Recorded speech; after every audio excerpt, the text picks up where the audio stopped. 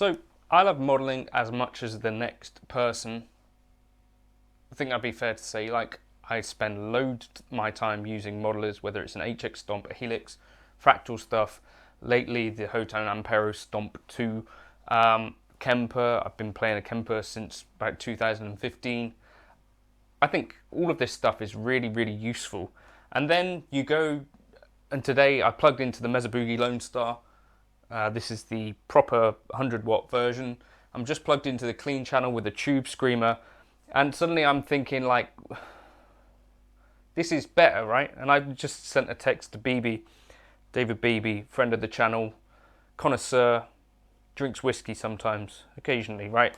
And I just said to him, because he's just recently got a Fender Deluxe Reverb 65 reissue, and I said, like, how do you feel about this kind of plugging back into a real amp?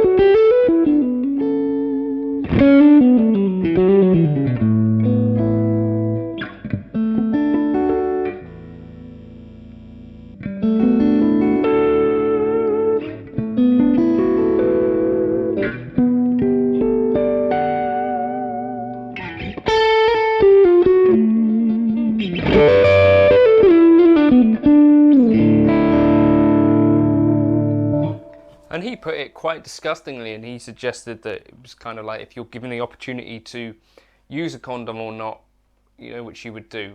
And I said, David, can I quote you on that? And he said, definitely not. And it made me think, right, I wonder why Rhett Shull is so pro. The answer is because there's no plan B. That's a joke that I debated about whether or not to include. I think I made the right decision. This is the joke about Rhett, isn't it? Anyway, so yeah, the thing that I find when you plug into a real amp, the difference is pretty vast, right? I think we all agree that recorded tones, there's a little bit of, a thing where we think there's probably a bigger difference than there really is. But when you actually plug into things and experience them in a room, not like, so recently you've seen videos where people are comparing things in a control room and they've got the amp in the next room and they're hearing things through, monitor speakers. That is the domain where I think modeling really stands up very well. The domain where I don't think that we still got a long way, not a long way to go, it's just it's not the same thing at all, is where you're sat in a room and I'm playing this amp, but it's not particularly loud.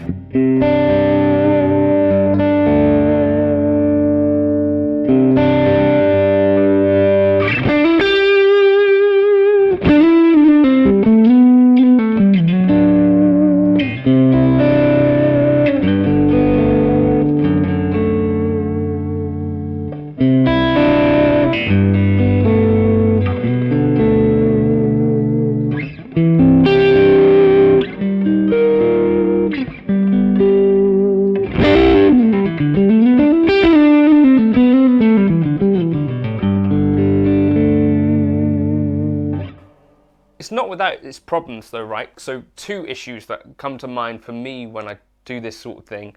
One is quite loud, it's not crazy loud, but it's like shouting volume. So whoever else is in the house is having to suffer this. So no one enjoys an amp as much as the person who is playing it, right?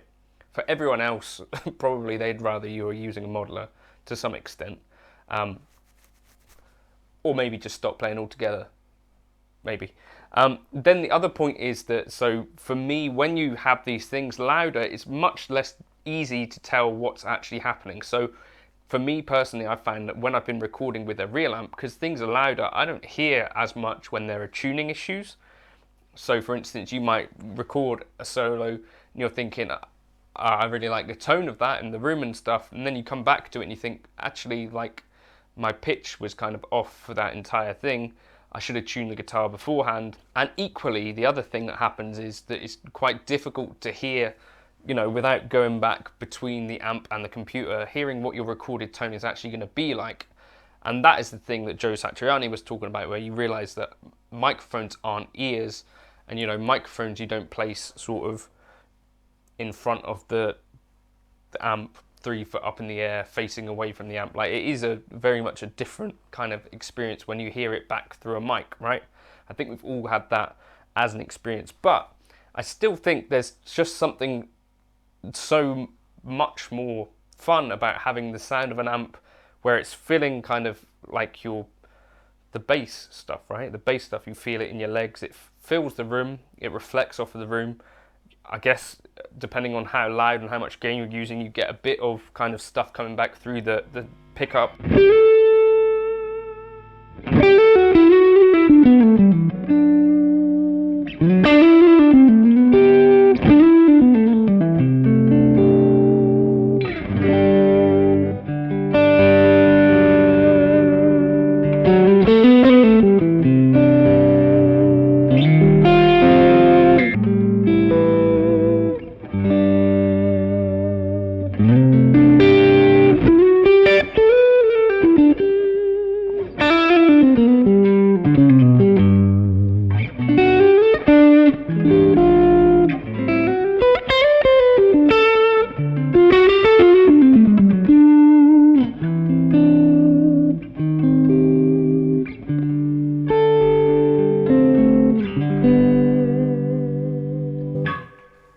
That's the other thing, like I feel like there is so much going on in the room, and then necessarily any time that I've heard that thing back through a microphone, I lose generally a good chunk of whatever I was feeling in the room, right? Just necessarily the sound of one mic and all of that stuff doesn't capture the extent of what you experienced in the room. So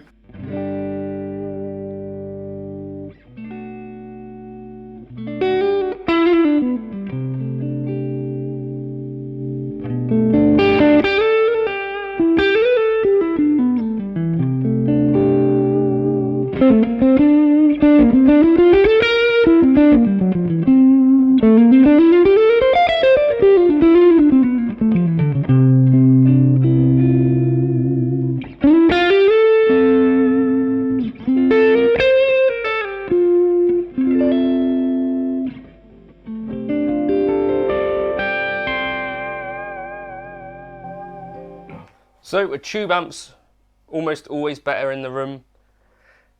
Probably, right? Think of any case where that isn't the case. I don't know. That's what happens when a modelling guy plays a real amp.